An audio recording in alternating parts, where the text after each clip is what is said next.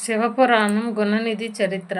మునులతో సూతుడు ఇలా అంటున్నాడు. మునులారా, మీకింతవరకు నారదుడు ప్రశ్నించగా బ్రహ్మగారు సమాధానపూర్వకంగా చెప్పిన శివగాథలను చెప్పాను.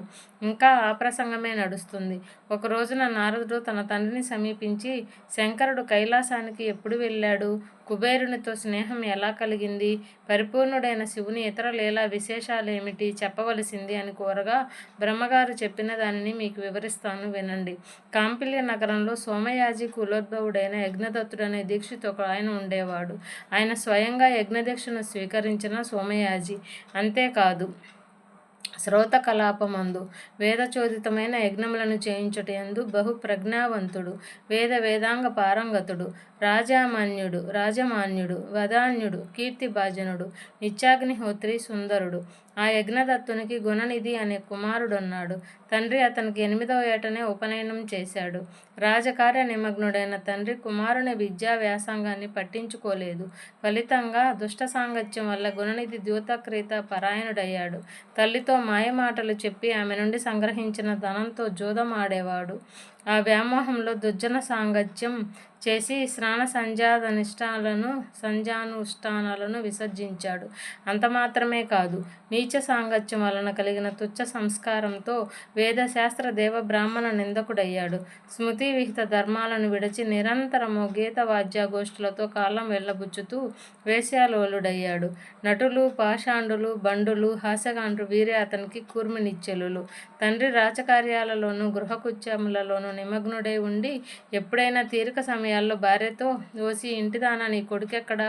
ఇంట్లో కనిపించటం లేదు అని ప్రశ్నించిన ప్రతిసారి, ఇప్పటి వరకు పాఠం చదువుకొని ఇప్పుడే స్నేహితులు వస్తే వారితో కలిసి బయటకు వెళ్ళాడు అని సమాధానం చెప్పి పుత్ర ప్రేమతో గుణనిధి తప్పుడు ప్రవర్తనను కప్పిపెట్టేది. ఇంట్లో మాత్రం తండ్రి లేనప్పుడు కుమారుని లాలించి హితోక్తులు చెప్పేది.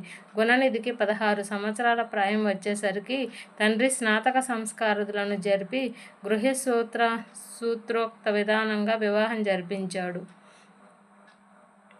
వివాహం తర్వాత కూడా గుణనిధి ప్రవర్తనలో మార్పు లేదు.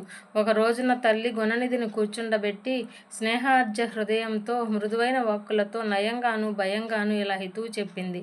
కుమారా, నీ తండ్రి కోపిష్టి. ఈ చేష్టలు కట్టిపెట్టు. నీ విషయం ఆయనకు తెలిస్తే నిన్ను నన్ను కూడా దండిస్తాడు. ఏదో ఇప్పటి వరకు ఆయనకు తెలియకుండా కప్పిపెడుతూ వస్తున్నాను. వచ్చా, నీ తండ్రి దానంచే కాక కేవలం సదాచారం వల్లనే లోకపూజ్యుడయ్యాడు. బ్రాహ్మణునికి సద్విద్య, సాధు సంగమం ఈ రెండింటినీ మించిన ధనం లేదు. విప్రునికి ఆస్తి విద్యయే. నీకు వీటి యందు ప్రీతి పుట్టకపోవడానికి కారణం ఏమిటి?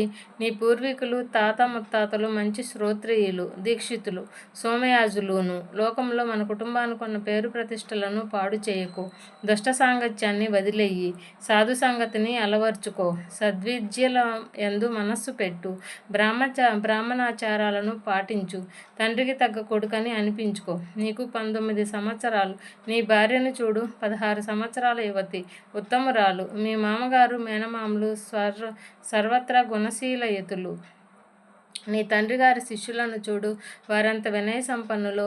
నీ విషయం రాజుగారికి తెలిస్తే మీ నాన్నగారి దీక్షితత్వాన్ని తీసేస్తారు, శిక్షిస్తారు కూడా. అప్పుడు మనకు పూట గడవడం కూడా కష్టమవుతుంది. ఈ విధంగా తల్లి ఎంత బోధించినా గుణనిధి తన ప్రవర్తనను మార్చుకోలేదు. ఇంట్లో ఉన్న వస్తువులన్నిటినీ క్రమంగా జోదగాలకు అర్పించాడు. ఒక రోజున తండ్రి అయిన దీక్షితుడు వీధిలో ఒక జోదగాని వేలికి ఉన్న తన వజ్రపు ఉంగరాన్ని గుర్తించి వాడిని గుచ్చిగుచ్చి అడిగేసరికి వాడు ఇలా బదిలిచ్చాడు. ఓ దీక్షిత స్వామి, దీనిని నేనేమీ చౌర్యం చేయలేదు. నీ కొడుకు దీనిని జోదంలో పోగొట్టుకున్నాడు. ఇదొక్కటే కాదు, ఇంకా చీరలు, సొమ్ములు చాలా ఉన్నాయి. ఆ వరుసలో ఈ నగరంలో అతనితో సమానమైన జోదగాడు లేడు. నీతో సమానమైన శ్రోత్రియుడు లేడు. అసలు ఈ విషయం నీకిప్పటి వరకు తెలియనే లేదంటే అదే ఆశ్చర్యంగా ఉంది. మొదటిసారిగా తన కుమారుని దుష్ప్రవర్తనను గుచ్చి ఒక జోదరి నోట విన్న దీక్షితుడు సిగ్గుతో తలను, భుజములను కూడా వంచుకొని ఉత్తరయంతో శిరస్సును కప్పుకొని వడివడిగా అడుగులు వేసుకుంటూ ఇంటికి చేరి భార్యను పిలిచి ఇలా అన్నాడు. ఓసి సోమిదేవమ్మ, ఇలా రా. గుణనిధి అయిన నీ కొడుకు ఎక్కడా? సరే, ఆ భ్రష్టునితో నాకేం పని? రాజుగారు నాకు ఇచ్చిన రత్నాంగులీయ కానీ తైలాభ్యంగన వేళ చిరునవ్వులు చిలికిస్తూ గిలిగింతలు పెట్టి, ఏది ఇలా ఇవ్వండి, నే భద్రపరుస్తాను అని తీసుకున్నావు, గుర్తుందా? ఏది ఆ ఉంగరం? ఇప్పుడెక్కడుంది? వెంటనే తీసుకొనిరా. ఆ మాటలను విన్న సోమిదేవమ్మ భయపడి పైకి గాంభీర్యాన్ని నటిస్తూ ఇలా అంది. నెత్తిమీద సూర్యుడు నిప్పులు కక్కుతున్నాడు. మధ్యాహ్నం 12 గంటలైంది. స్నానానికి ఏర్పాట్లు చేశాను. ముందు స్నానం చేసి అనుష్ఠానం తీర్చుకొని భోజనం చెయ్యండి. ఆ ఉంగరాన్ని ఎక్కడో భద్రంగా దాచాను. వెతుకుతాను. ఇప్పుడు దానికేం తొందర ఉంటుంది? ఎక్కడో కొడుకు చెడు నడతను ఇంకా కప్పిపెడుతున్న తల్లి అవివేక పలుకులు కలుగు ఆగ్రహోద్గ్రుదుడైన దీక్షితుడు శిఖను ఝూడించి పంచె పైకెగగట్టి ఉత్తరీయాన్ని దులిపి మొలకు చుట్టి యజ్ఞోపవీతాన్ని సవరించి దక్షిణ బాహువును పైకెత్తి అంగుళీ స్ఫోటనం చేసి సోమదేవమ్మ వైపు తిరిగి తర్జనితో నిర్దేశించి కండ్ల మెరుపులు కురియ పండ్లు పటపట కొరుకుచు భార్యతో ఇలా అన్నాడు. ఓ సోమదేవమ్మ, చాలు నీ మాయ మాటలు కట్టిపెట్టు. వాని గురించి నేను అడిగిన ప్రతిసారి నువ్వు అసత్యాన్నే పలుకుతూ వచ్చావు. హంసల బారు అంచు, మామిడి చిగురుడు రంగు పైటంచు, జలతారు పట్టుచీర ఏది? రాళ్ళు పొదిగిన బంగారు గిన్నె ఎక్కడా? 3 పేటల పట్టుతో నేసిన నా పట్టు పంచె ఏ జోదరి కట్టుకుంటున్నాడో కదా? దక్షిణ దేశం నుండి తెచ్చిన ఇత్తడి పాత్ర, గౌడ దేశం నుండి తెచ్చిన రాగి పాత్ర ఎక్కడున్నాయి? జీవకళలు ఉట్టిపడే దంతపు బొమ్మ ఏ వేశ్యామందిరంలో ఉంది? అవన్నీ సరే, వివాహ సమయంలో నీ వేలికి అలంకరించిన రత్నాంగులీయకం తెచ్చి చూపించు. కులస్త్రీవైన నీపై కోపించటం తగదు. కుపత్రత్వం కంటే అపుత్రత్వం మేలు. నీళ్లు తీసుకొనిరా. వాడికి నువ్వులు నీళ్లు ఇప్పుడే వదిలేస్తున్నాను. వాడు నా కొడుకు కాదు. నువ్వు నా సహధర్మచారిణివి కాదు. పునర్వివాహం చేసుకొన్నాకనే నా భోజనం. ఈ విధంగా పలికి స్నాన సంధ్యానుష్ఠాలను నెరవేర్చి ఆ రోజునే మరొక శ్రోతీయుని కుమార్తెను వివాహమాడి వైదిక ధర్మానుష్ఠాన తత్పరుడయ్యాడు యజ్ఞదత్తుడు. గుణనిధి సద్గతి పొందుట. తీవ్రమైన ఆగ్రహంతో అలా శపథం చేసిన తండ్రిని చూచి భయపడిన దీక్షిత పుత్రుడు ఇల్లు విడిచి ఉత్తర దిక్కుగా బయలుదేరాడు. ఉత్తరీయంతో శిరస్సు కప్పుకొని నడక సాగిస్తూ తనలో తానిలా మదన పడసాగాడు. ఆహా, ఏం ఆశ్చర్యం! దీక్షిత వంశంలో పుట్టిన నాకు ఈ వ్యసనాలు ఎలా అంటుకొన్నాయి? నా వద్ద ధనం లేదు. పోనీ విద్యాగంధం ఉందా అంటే అది ముందే లేదు. దేశాంతరమందున్న వాడికి విద్య ఉత్తమ స్నేహితుడు కదా. ధనహీనునికి సుఖాలు ఆమడ దూరంలో ఉంటాయి. గమ్యం లేని ఈ నడక ఎంతవరకు పోగలను? ఇలా మనస్సులో కుములుతూ కొన్ని రోజులు నడక సాగించాడు. ఒక రోజున తన దుస్థితికి చింతిస్తూ నడక సాగిస్తుండగా ఇంతలో సూర్యాస్తమయం కావచ్చింది. దూరంగా శివాలయ గోపురం కనిపించింది. వడివడిగా నడిచి ఆలయం వద్దకు చేరుకొని చెరువుగట్టు మీదనున్న చెట్టు కింద కూలబడ్డాడు. తెలియకుండానే కునుకు పట్టింది. తెల్లవారింది. ఆ రోజు శివరాత్రి. హరహర మహాదేవ, శంభో శంకర అంటూ ఉచ్చైస్వరంతో శివనామ స్మరణ చేస్తున్న భక్తుల కోలాహలంతో ఆలయ ప్రాంగణం ప్రతిధ్వనిస్తోంది. ప్రొద్దు కనకనలాడింది. గుణనిధి కడుపులో ఆకలి కొరకొరలాడింది. అప్పుడు ఇలా అనుకున్నాడు.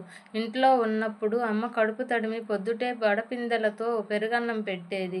ఇప్పుడెవరు పెడతారు? లోకంలో అమ్మ వంటి వస్తువు మరొకటి లేదు కదా. ఇలా అమ్మ చేసిన ఉపచారాలను స్మరించుకుంటూ తన వంటి సోమరిపోతులు లోకంలో సుఖంగా బ్రతకకుండా ఆకలిని సృష్టించిన బ్రహ్మ అపచారాన్ని నిందిస్తూ శుద్బాధ నివారణోపాయాలను కళ్ళు మూసుకొని తదేక ధ్యానంతో చింతిస్తూ ఉండగా నానావిధ రుచి పదార్థ పక్వాన్న గుమగుమ వాసనలు గుణనిధి నాసాపుటాలకు సోకాయి.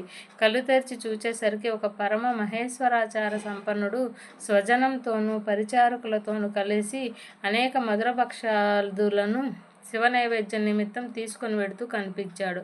నివేదనానంతరం శివభక్తులు నిద్రించగానే ఆ వంటకాలను పరిగ్రహించవచ్చు కదా అని ఆశించి శివాలయ గర్భగుడి ద్వారం దగ్గర భక్తునిలా శివనామ స్మరణ చేస్తూ పూజ అయ్యే వరకు చూస్తూ కూర్చున్నాడు. వివిధ నృత్య గీతాలతో శివుని ఆరాధించి మహానివేదనానంతరం భక్తులు అలసి నిద్రించారు.